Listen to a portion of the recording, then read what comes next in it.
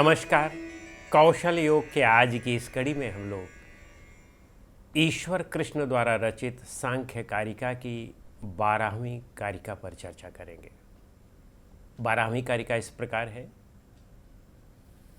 प्रीत्य प्रीति विषादात्मका प्रकाश प्रवृत्ति नियमार्था अन्यो अन्या अभिभव आश्रय जनन मिथुन वृत्तयस्य गुणाः। तो अंत में गुणाः शब्द आया है।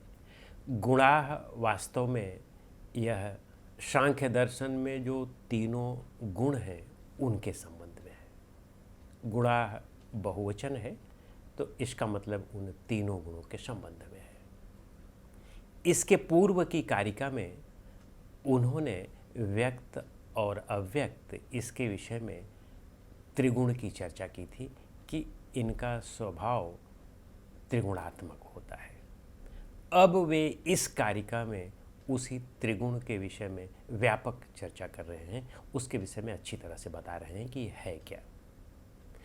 प्रीत्य प्रीति विषादात्मका, इसका अन्वय करें तो प्रीति अप्रीति और विषाद है और फिर आत्मकम, यानी इनका स्वभाव है। क्या स्वभाव है? प्रीति, प्रीति का मतलब सुख, और सुख जो है वह सतोगुण का स्वभाव है। यद्यपि उन्होंने नाम नहीं दिया है इन गुणों का, उन्होंने नाम अगले कारिका में दिया है, लेकिन प्रीति जो है वह सुख का स्वभाव है। फिर इसके बाद अप्रीति शब्द है जो दुख से है, मतलब जिसका है, और वह रजोगुण का स्वभाव है। फिर विषाद दिया है, और विषाद का मतलब मोह है, आलस्य है, इनर्सिया, डलनेस, तंद्रा, निद्रा, प्रमाद, ये सब तमोगुण हैं, और तमोगुण के लिए उन्होंने विषाद शब्द रखा है। तो इस तरह से तीन चीज़ें उन्होंने बताई, प्रीति यानी सुख, अप्रीति दुख, और विषाद आत्मकः, यानी ये तीन प्रकार के हैं, ये तीन स्वभाव वाले हैं। फिर कहते हैं कि प्रकाश प्रवृत्त नियमार्था, अब इन तीनों के कार्य क्या क्या हैं। तो प्रीति को यहाँ पर प्रकाश से जोड़ें, यानी जो सुखमय है वह प्रकाशमय है, उसका गुण, उसका कार्य प्रकाश देना है। प्रकाश का मतलब यहाँ पर हल्कापन हुआ, प्रकाश का मतलब यहाँ पर लाइट भी हुआ, जो प्रकाश देता है, उजाला देता है, और प्रकाश का मतलब यहाँ पर ज्ञान हुआ। तो सतोगुण जो है में ये तीनों गुण हैं, वह हल्कापन भी है, और साथ में उसमें ज्ञान का गुण भी है, और साथ में वह उजाला भी देता है। तो ये प्रकाश के गुण हुए, सतोगुण के गुण हुए। फिर इसके बाद वे कहते हैं प्रवृत्ति। प्रवृत्ति जो है वह रजोगुण का गुण है, रजोगुण का स्वभाव है, उसका कार्य है। प्रवृत्ति कार्यों में प्रवृत्त करना, यानी क्रियाशील करना। तो कहते हैं कि रजोगुण जो है उसका गुण क्रियाशील करने का है, वह हर चीज़ों को क्रिया में परिवर्तित करता है, उसमें क्रियात्मकता ला देता है। तो क्रियात्मकता में ही दुख है, यह बात भी यहाँ पर स्पष्ट हो गई। फिर इसके बाद वे कहते हैं नियमार्था। तो नियमार्था को अगर हम संधि विच्छेद करें तो नियम और अर्थ होता है। तो अर्थ का मतलब होता है प्रयोजन, और नियम का मतलब होता है बांधना। तो तमोगुण का गुण जो है वह बांधना है, इनर्सिया है, रोकना है, स्टॉप करना है। कोई चीज़ जो चल रही हो उसको रोक दें आप। तो जैसे निद्रा है, तंद्रा है, आलस्य है, यह क्रिया में अवरोधक उत्पन्न करता है, तो इसलिए इसको नियमार्था यहाँ पर कहा गया है। तो उन्होंने इसके गुण और इसके कार्य बता दिए। अब वे कहते हैं अन्यो अन्या अभिभव आश्रय जनन मिथुन वृत्तयस्य गुणा। अन्यो अन्य यानी परस्पर, एक दूसरे से।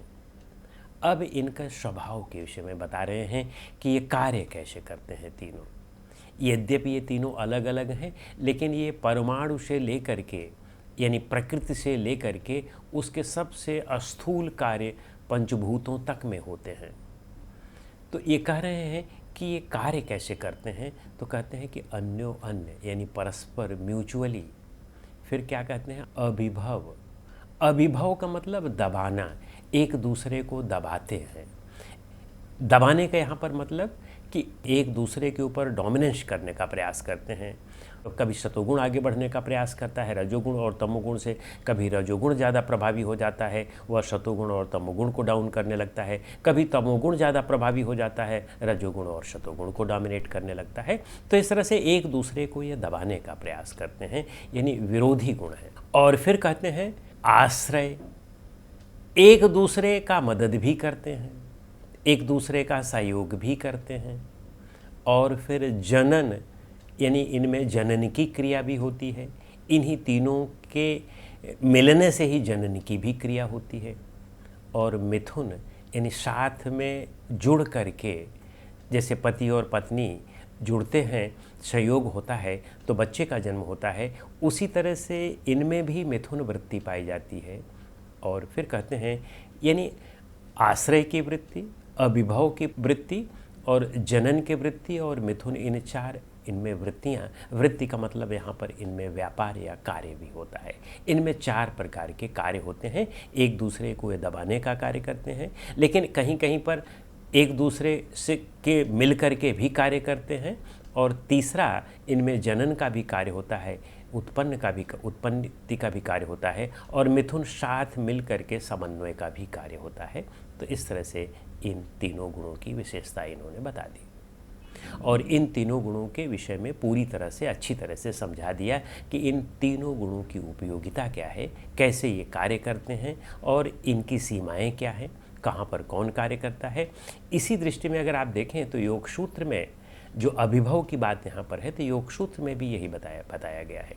योग सूत्र में दूसरे अध्याय के 15वें सूत्र में जाएं तो वे कहते हैं कि परिणाम ताप संस्कार दुख गुण वृत्ति विरोधाच, यानी गुण जो हैं उनके कार्य आपस में विरोधी हैं, लेकिन फिर भी समन्वय भी करते हैं। एक दूसरे के विरोधी भी हैं, फिर भी समन्वय भी करते हैं। तो इसलिए अभिभव, और यहाँ पर अभिभव और वहाँ पर जो गुण वृत्ति विरोधाच है वह एक दूसरे से मेल खाता है। कहने का मतलब है कि जो सांख्य दर्शन है वह आधार तय करता है सैद्धांतिक रूप से योग का, तो एक दूसरे से ये मिलते जुलते हैं। तो कहने का अभिप्राय है कि हमारे ये जो तीनों गुण हैं, इन तीनों गुणों में सबसे पहले प्रीति अप्रीति और विषादात्मकता है, और साथ में प्रकाश है और एक्टिवेट करने का, क्रियाशील करने का, प्रेरणा की शक्ति है, और साथ में रोकने की भी शक्ति है। तमोगुण रोक भी देता है, तो एक चलाता है तो एक रोक देता है। और फिर कहते हैं कि इनमें परस्पर एक दूसरे को आपस में दबाने की, डोमिनेंस करने की, और साथ में एक दूसरे के साथ मिल करके कार्य करने की, समन्वय करने की, जनन करने की और मिथुन करने का भी कार्य पाया जाता है। और ये इस प्रकार के तीन गुण हैं।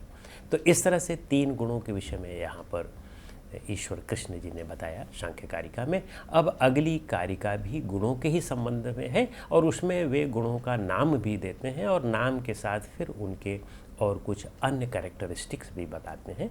इनकी चर्चा हम अगली कारिका में करेंगे। नमस्कार।